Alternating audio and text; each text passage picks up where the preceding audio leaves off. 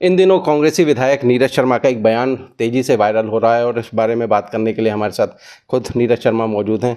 नीरज जी, एक बयान है आपका नौकरियों को लेकर, क्या कहेंगे उस पर? देखिए, ये जो भाजपा की आईटी सेल है ना, ये नेताओं के भाषणों को तरोड़ने मरोड़ने में बड़ी माहिर है। सबसे पहली बात, रोजगार से भाजपा का कोई मतलब ही नहीं है। हरियाणा के अंदर जो हमारा हरियाणा 10 साल में बेरोजगारी में नंबर 1 बना, वो भाजपा के कारण बना।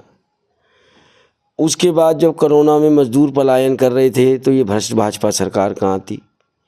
वीनस के जो दिव्यांग मजदूर थे, जो उसी फैक्ट्री में दिव्यांग हुए, उनको लेके मैंने जेसीबी के गेट पे पाठ खड़ा रामायण का। उस समय ये भ्रष्ट भाजपा सरकार कहाँ थी।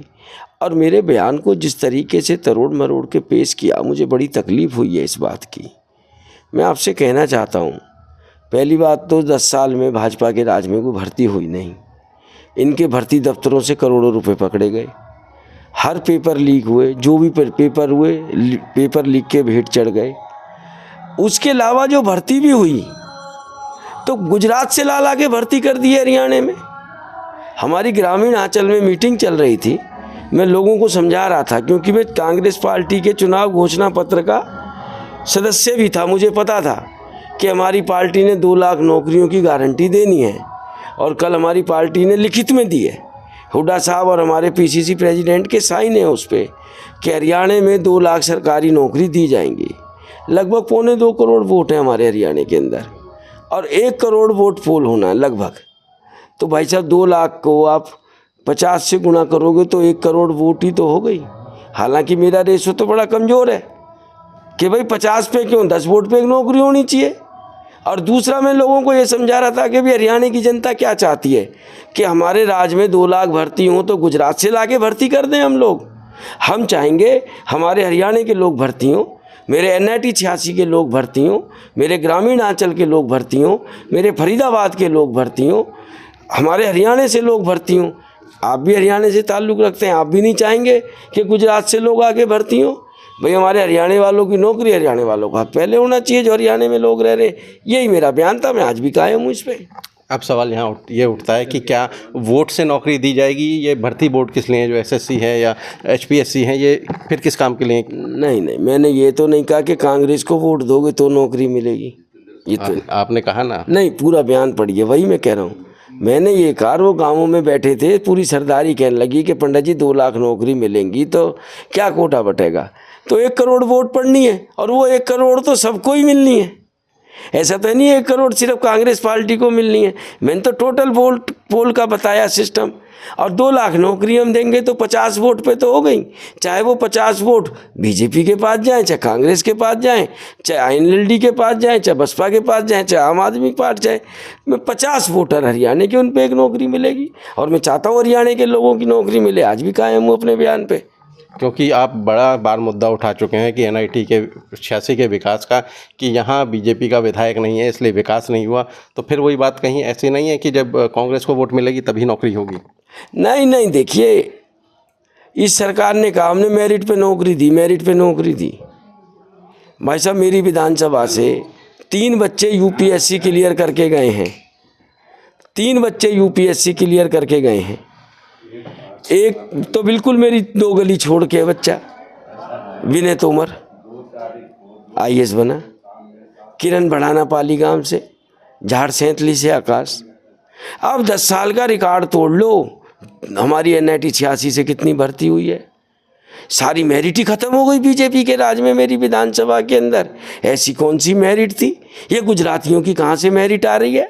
ये बाहर वालों कहाँ से मेरिट आ रही है जिनका लेना है कि नहीं देना दो? और क्यों नहीं लगनी चाहिए इलाके के लोगों की नौकरी? मुझे बताओ, क्या आप सहमत हैं कि कांग्रेस का राज आए और हम गुजरात से आदमी ला के यहाँ भर्ती करें? आप नहीं चाहेंगे हरियाणा के लोग भर्ती हों उनके अंदर? बीजेपी के अभी जो मुख्यमंत्री हैं बीजेपी, उनका और जो बीजेपी के प्रदेश अध्यक्ष हैं, उनका एक बयान है कि खर्ची पर्ची की बात अभी से शुरू हो गई, सरकार बनी भी नहीं। देखिए, इनको तो ना कहते में शर्म आनी चाहिए खर्ची पर्ची की।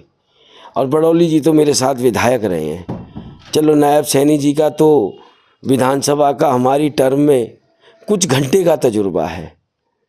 मेरे ख्याल से एक दिन आए थे विधानसभा में और समर्थन लिया धोखे से।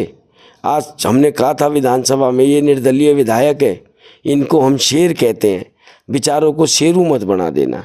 वास्तव में तो इनको शेरू बना दिया निर्दलियों को, और न घर का छोड़ा न घाट का छोड़ा, और सामना कर नहीं पाए विधानसभा का, इसलिए विधानसभा भंग कर दी समय से पहले।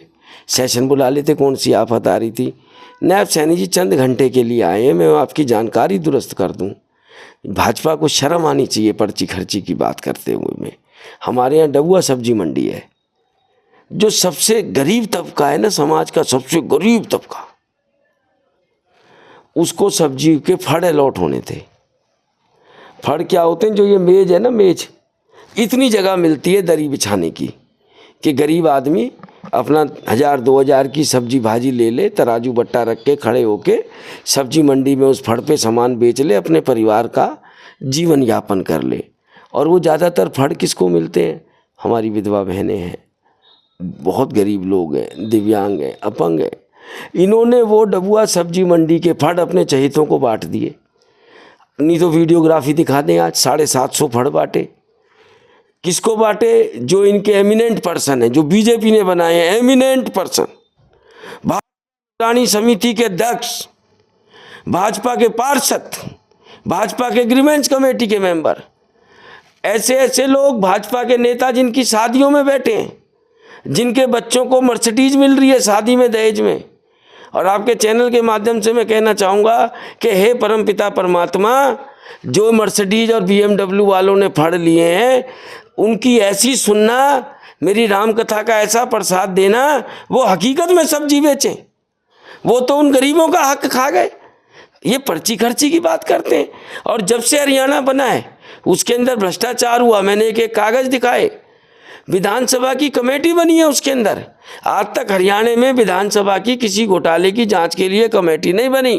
पर जब भाजपा को लगा कि इसमें तो हम खुद ही फंस रहे हैं, क्योंकि 3 शेडों की ऑक्शन करी उन्होंने फड़ की, वो तीसरा शेड तो आज तक नहीं है मौके पे। 750 फड़ इन्होंने मात्र 2 घंटे के अंदर बांट दिए।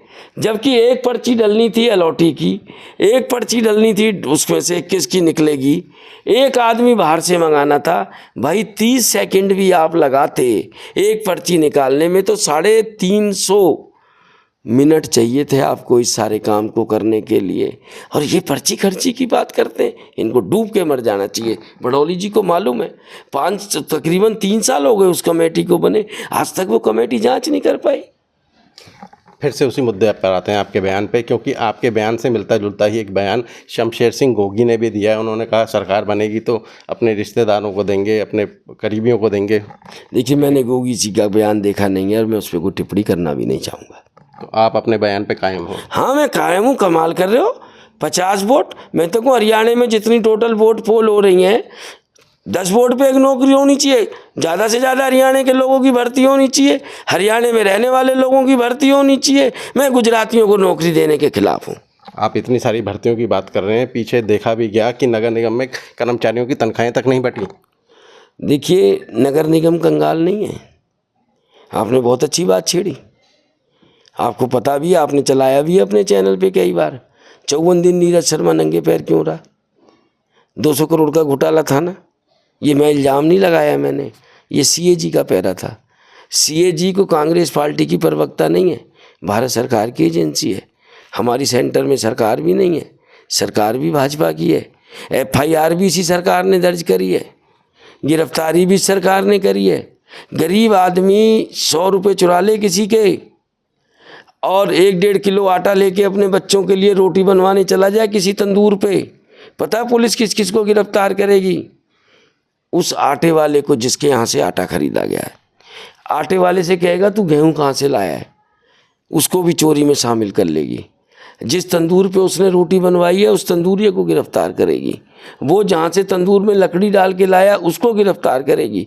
ये 200 करोड़ वाले इनके फूफा लग रहे, आज तक 2 रुपए की रिकवरी नहीं करी। अरे सतवीरा के अकाउंट से जो गाड़ियां खरीदी हैं, जो मंत्रियों के रिश्तेदारों के पास गई हैं, गंगा जी में बही हैं, कम से कम उन गाड़ियों की तो रिकवरी कर लेते। और जो विदेश यात्राएं हुई हैं, नीरज शर्मा ने तो की नहीं। इन मंत्रियों के शपथ ग्रहण समारोह में चार्टर्ड प्लेन उड़े हैं, यहाँ से लोग दर्जनों के भाव में गए हैं, जबकि विजिलेंस की फाइल पे हैं सारी चीज़ें। उस ट्रैवल एजेंट का बयान है कि इसकी पेमेंट सतवीरा एंड सतवीरा कंपनी ने करी है और कई लाख रुपए की करी है। और एक चीज़ और बता रहा हूँ आपके चैनल पे, ये पर्ची खर्ची की बात करते हैं। हमारी पार्टी पे तो झूठे मुकदमे दर्ज करते थे, आज रिकॉर्ड कर लेना बयान। कांग्रेस की सरकार आ रही है और नीरज शर्मा उस सरकार का हिस्सा रहा। माँ कसम खाल खींच के 200 करोड़ लेके आऊँगा वापस, शहर का खाल खींच के। तो ये थे हमारे साथ कांग्रेस के प्रत्याशी नीरज शर्मा, जो कह रहे हैं कि मैं अपने बयान पे कायम हूँ। उनका कहना है कि 50 वोटों पर ही क्यों 10 वोटों पर नौकरी मिलनी चाहिए और जब वो कांग्रेस की सरकार बनेगी तो वो इसके लिए प्रयास करेंगे। हरियाणा तक के लिए फरीदाबाद से सचिन गौड़।